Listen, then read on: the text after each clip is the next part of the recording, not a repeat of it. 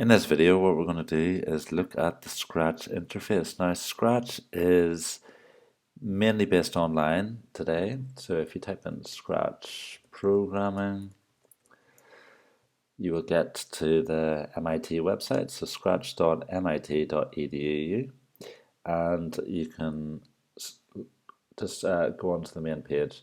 Now, on the main page, you can see here you've got the option to start creating straight away. You've got create, explore, ideas, and about. And you can also join Scratch and sign in. So the best thing to do would be to sign in.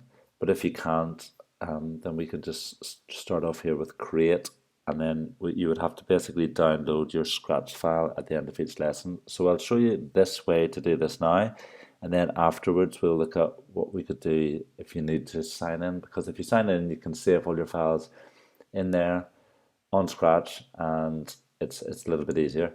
Now, Scratch does come with an offline version, so in school you'll probably have an offline version accessible to be able to use as well, just in case the internet wasn't working for any reason. So I'm just going to click on Start Creating first. What it'll do, it'll load up the interface for us.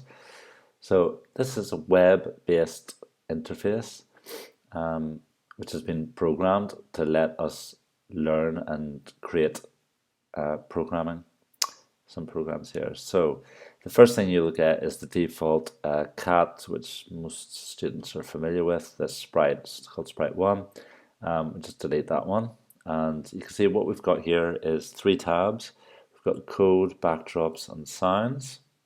Okay, so we will want to be able to use all sorts of these things. Now, the first thing we want to do will be to load up one of our sprites. So that would be down here to choose a sprite. So upload sprite. And inside my game, inside images, I've got my ship that I'm going to load in. Okay, so there it is. And you can see it just gives it the name ship01, which is fine. Right, so we can move it around the screen. Now you can see we could obviously have costumes, which we will probably introduce at a later point, because what we might want is our ship to, our ship to explode as such. So we would do something where we maybe have costumes here as well. And then with sounds, you might want to be able to add some sounds at a later point, see if we can get some sound effects. So that's the main part of how to get these sprites in, so we'll just keep on uploading a few more, get the ones that we want. Upload another one, got an asteroid here, got a bomb, laser, and I've got my ship already. Okay, so these are the main ones that we want.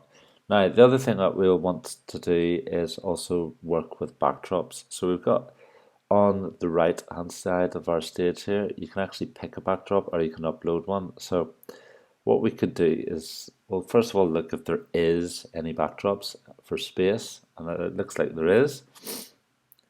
If these just load up, seems the internet's a little bit slow here. So in actual fact, you could just choose any one of these, or you can obviously go to the internet and find one as well. So I've just picked the one for stars, which I think is probably one of the better ones to have. And the first thing we'll want to now start to do is think about how to program some of these bits and pieces. So the idea would be that this laser I've cut out from my asset sheet, that's going to come from either the center or the sides of these, probably the sides of these guns here. And this ship is going to be automated on the screen, so it's going to go around by itself, and the idea would be that you have to shoot it, and then this sort of bomb thing will come from the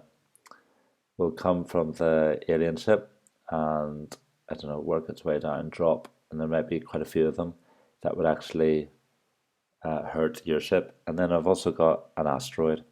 Now remember, we do have lots of other assets, which you don't have to use the same ones as I'm using.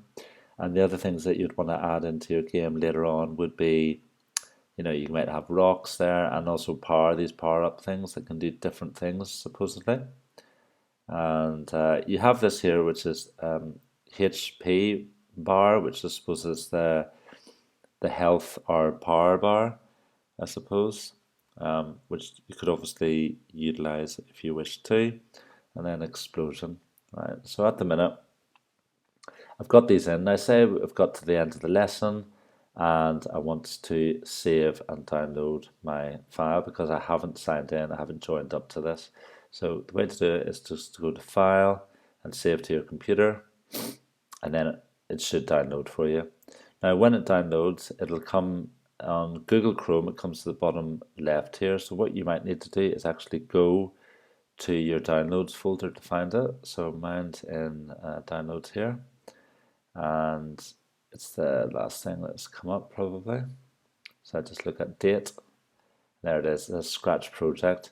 So obviously I don't want to keep it there. I want to put it in my game folder, which I've got right here.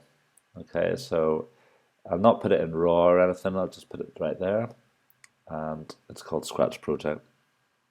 And you can see it's an SB3 file.